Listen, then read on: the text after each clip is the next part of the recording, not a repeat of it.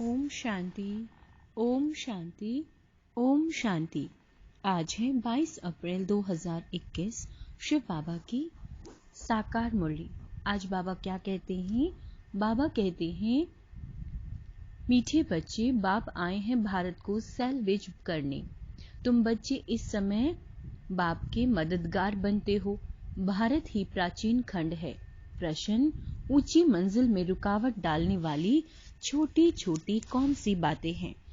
बाबा कहते हैं, अगर जरा भी कोई शौक है, अनासक्त वृत्ति नहीं है, अच्छा पहनने खाने में बुद्धि भटकती रहती है, तो यह बातें ऊंची मंजिल में पहुंचने में रुकावट डालती हैं। इसलिए बाबा कहते हैं, बच्चे वनवाह में रहो। तुम्हें तो सब कुछ भूलना है, यह शरीर भी याद न रहे। ओम शांति। बच्चों को यह समझाया कि यह भारत ही अविनाशी खंड है और इसका असल नाम ही है भारत खंड। हिंदुस्तान नाम तो बाद में पड़ा है। भारत को कहा जाता है स्पिरिचुअल खंड। यह प्राचीन खंड है। नई दुनिया में जब भारत खंड था तो और कोई खंड थे नहीं। मुख्य है ही इस्लामी, बौद्धी और क्रिश्चियन।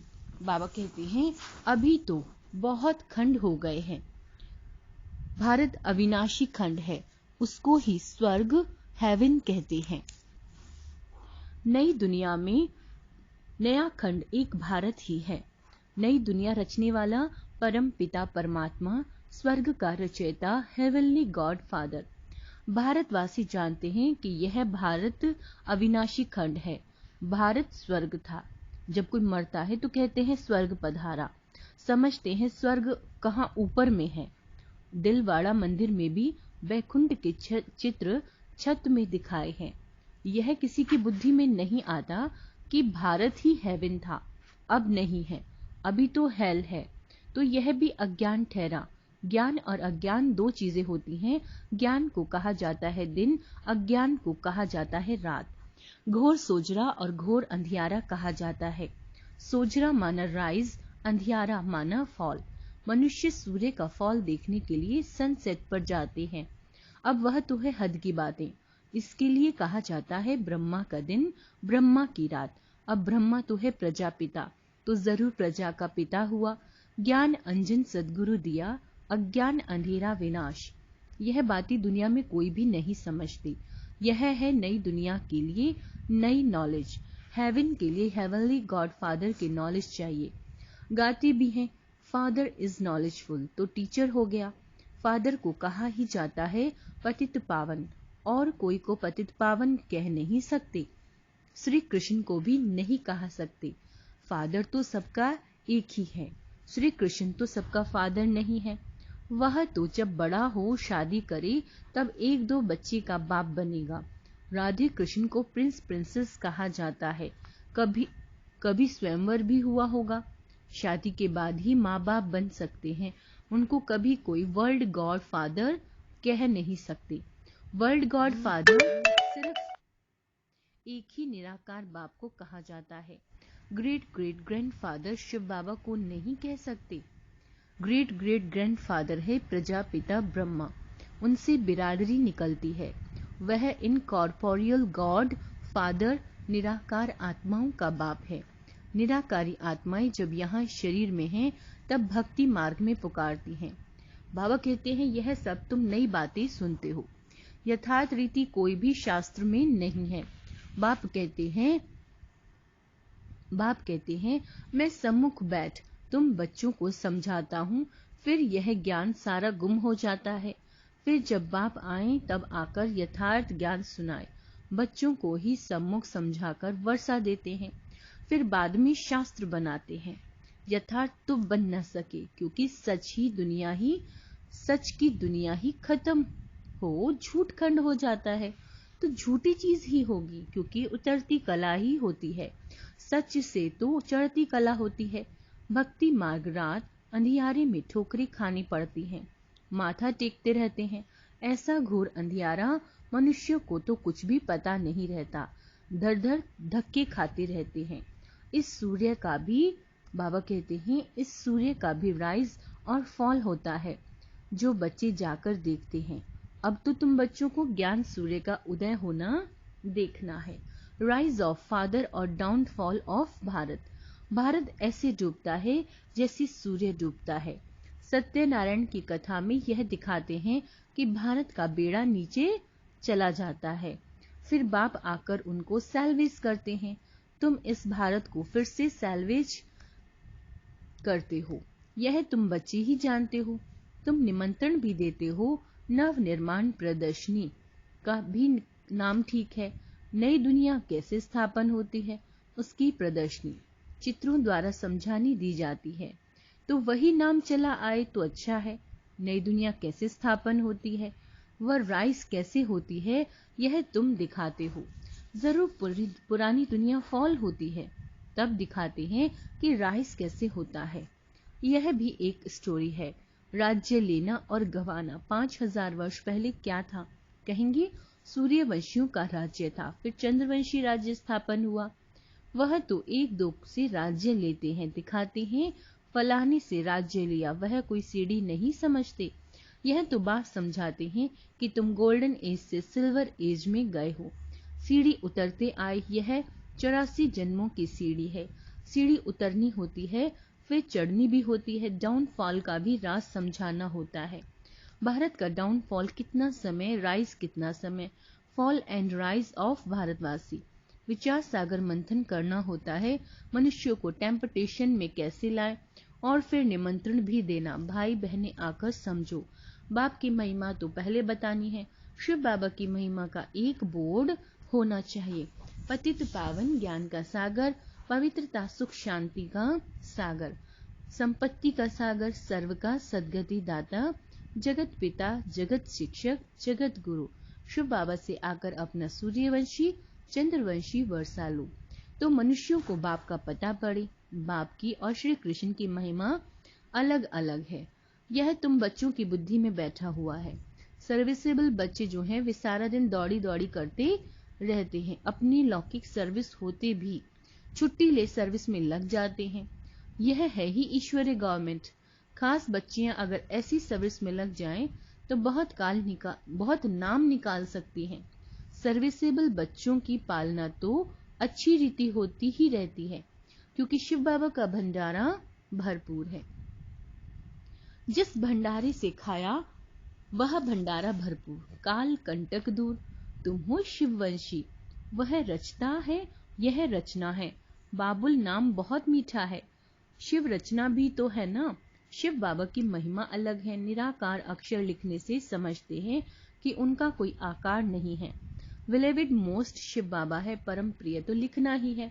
इस समय लड़ाई का मैदान उनका भी है तो तुम्हारा भी है। शिव शक्तियां नॉन वायलेंस गाई जाती हैं, परंतु चित्रों में देवियों को भी हथियार दे हिंसा दिखा दी है। वास्तव में तुम योग अथवा याद के बल से विश्व की बादशाही लेते हो। हथियारों आदि की बात ही नहीं। गंगा का प्रभाव बहुत है, बहुतों को साक्षात्कार भी होगा। भक्ति मार्ग में समझते हैं कि गंगा जल मिले तब उद्धार हो, इसलिए गुप्त गंगा कहते रहते हैं। कहते हैं बाण मारा और गंगा निकली। गौ मुख से भी गंगा दिखाते हैं। तुम पूछेंगे तो कहेंगे कि गुप्त गंगा निकल रही है। त्रिवेणी पर भी सरस्वती को गुप्त दिखाया है। मनुष्यों ने तो बहुत बातें बना दी, यहाँ तो एक ही बात है, सिर्फ अल्फ, बस अल्लाह आकर बहशत स्थापन करते हैं। खुदा हेवन स्थापन करते हैं। ईश्वर स्वर्ग स्थापन करते हैं। वास्तव में ईश्वर तो एक है। यह तो अपनी अपनी भाषा में भिन्न भिन्न नाम रख दिए हैं, परंतु यह समझते हैं कि अल्लाह से जरूर स्वर्ग की बादशाही मिलेगी। यहाँ तो बाप कहते हैं मन मना भव। बाप को याद करने से वर्षा जरूर याद आएगा। रचता की रचना है ही स्वर्ग। ऐसे थोड़ी ही कहेंगे कि राम ने नरक रचा। भारतवासियों को यह पता ही नहीं कि निराकार रचता कौन है। तुम जानते हो कि नरक का रचता रावण है, जिसको जलाते हैं। रावण राज्य में भक्ति मार्ग का सैंपलिंग कितना बड़ा है। रावण का रूप भी बड़ा भयंकर बनाया है। बोलते भी हैं कि रावण हमारा दुश्मन है। बाप ने अर्थ समझाया है। विस्तार बड़ा है तो रावण का शरीर भी बड़ा बनाते हैं। शिव बाबा तो बिंदी है, परंतु चित्र बड़ा बना दिया। नहीं तो बिंदी की पूजा कैसे हो? पुजारी तो बनना है ना। आत्मा के लिए तो कहते हैं भ्रकुटी के बीच में चमकता है अजब सितारा, और फिर कहते हैं आत्मा सो परमात्मा। तो फिर 1000 सूर्य से भी ज्यादा तेज कैसे होगा? आत्मा का वर्णन तो करते हैं लेकिन समझते नहीं।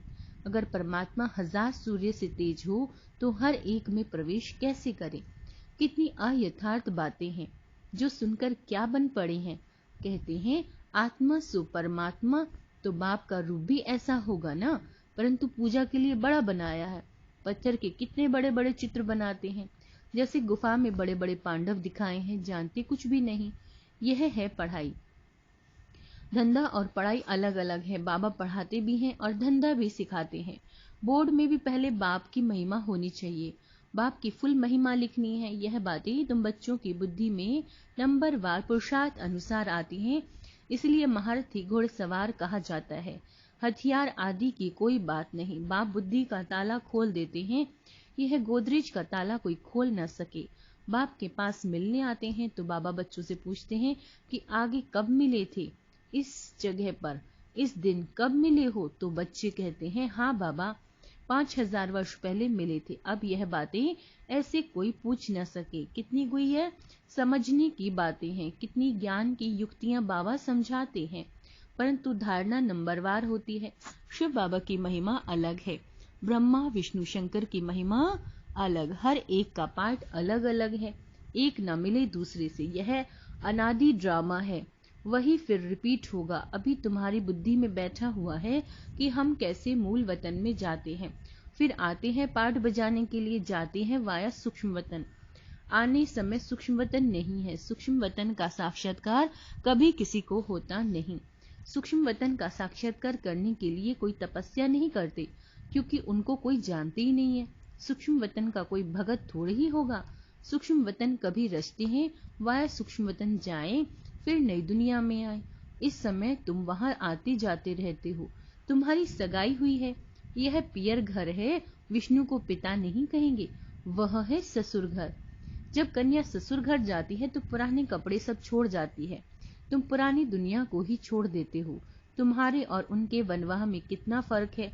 तुमको भी बहुत अनासक्त रहना चाहिए, देह अभिमान तोड़ना है। ऊंची साड़ी पहनेंगी तो झट देह अभिमान आ जाएगा, मैं आत्मा हूँ यह भूल जाएगा। इस समय तुम हो ही वनवाह में। वनवाह और वानप्रस्थ एक ही बात है, शरीर ही छोड़ना है। तो साड़ी नहीं छोड़ेगी क्या? हल्की साड़ी मिलती है तो दिल ही छोटी हो जाती है। इसमें तो खुशी होनी चाहिए, अच्छा हुआ जो हल्का वस्त्र मिला। अच्छी चीज को तो संभालना पड़ता है। यह पहनने खाने की छोटी छोटी बातें भी ऊंची मंजिल पर पहुंचने में अटक डालती हैं, यानी बाधा डालती हैं। मंजिल बहुत ऊंची है, कथा में भी सुनाते हैं ना, पति को कहा यह लाठी भी छोड़ दो। बाप कहते हैं यह पुराना कपड़ा, पुरानी दुनिया सब खल्लास होनी है, इसलिए इस सारी दुनिया से बुद्धि योग तोड़ना है। इसको बेहद का सन्यास कहा जाता है। सन्यासियों ने तो हद का सन्यास किया, अब फिर वे अंदर आ गए। आगे तो उन्हों में बहुत ताकत थी, उतरने वालों की महिमा क्या हो सकती है। नई नई आत्माएं भी पिछाड़ी तक आती रहती हैं पाठ बजाने, उनमें क्या ताकत होगी। तुम तो पूरे 84 जन्म लेते हो।